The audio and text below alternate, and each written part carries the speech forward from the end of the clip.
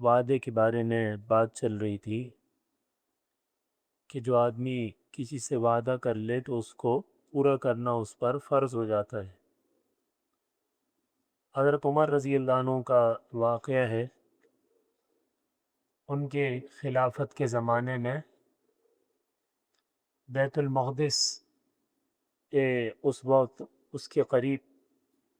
عیسائی رہتے تھے، نصارہ، تو انہوں نے خود اپنے ہاتھوں سے بیت المقدس حضرت عمر رضی اللہ عنہ کے حوالے کیا تھا، اور انہوں نے اپنے لیے جزیہ قبول کیا تھا۔ جزیے کا مطلب یہ ہوتا ہے کہ ہم آپ سے جنگ کرنا نہیں چاہتے، ہم اپنی زندگی گزاریں گے، آپ ہم سے جنگ نہیں کریں، آپ کے ماتحت ہو کر رہیں گے، اور سالانہ آپ کو جزیہ یعنی پیسے مقرر ہوتے ہیں وہ ادا کریں۔ تو سالانہ وہ کافروں سے وصول کیا جاتا تھا۔ ایک موقع پر ایسا ہوا کہ کہیں جہاد میں ضرورت پیش آئی فوج کی زیادہ، تو یہ تجویز حضرت عمر رضی اللہ عنہ کو دی گئی کہ بیت المقدس کے علاقے میں قرب و جوار میں جو فوج ہے اس کو اس مہم پہ روانہ کیا جائے۔ تو انہوں نے فرمایا کہ بھئی ہم نے تو ان سے پیسے لیے ہیں، اور پیسوں کا مطلب یہ ہوتا ہے کہ ان کی جان، مال، عزت، آبرو، ہر چیز کو تحفظ مسلمان فراہم کریں گے،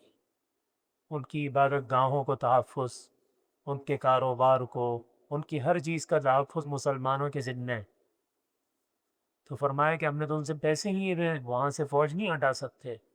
ہمارا ان سے وعدہ ہے۔ تو تجویز یہ آئی کہ بھئی یہ تو اب اس فوج کو بھیجنا پڑے گا۔ تو حضرت عمر رضی اللہ عنہ خود تشریف لے گئے وہاں کے عیسائیوں کے پاس، یہ کافر ہیں، مسلمان نہیں ہیں، اور ان کو جمع کر کے ان سے خطاب فرمایا کہ بھئی ہم نے آپ سے یہ پیسے لیے تھے سال بھر کے، اس سال کے یہ پیسے آپ لوگوں کو ہم واپس کر رہے ہیں، ہمیں ضرورت پڑ گئی ہے تو فوج کو یہاں سے ہمیں ہٹانا ہے،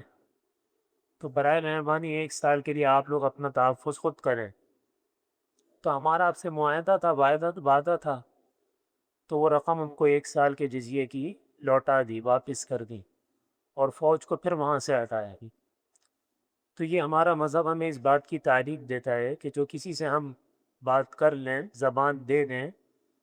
تو پھر اس کو پورا کریں۔ کسی سے کہا کہ بھئی میں فلاں وقت میں آپ کے پاس آؤں گا، اب یہ وعدہ ہو گیا،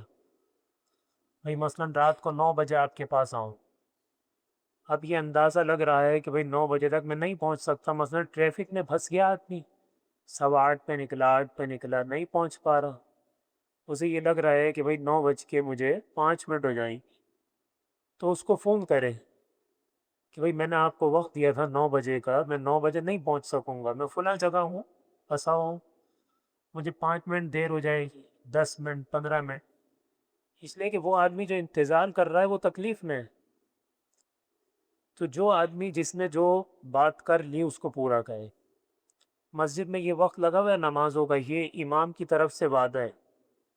کہ اس وقت میں نماز کھڑی ہوگی، اگر امام نہیں آ رہا تو وہ وعدہ خلافی کر رہا ہے۔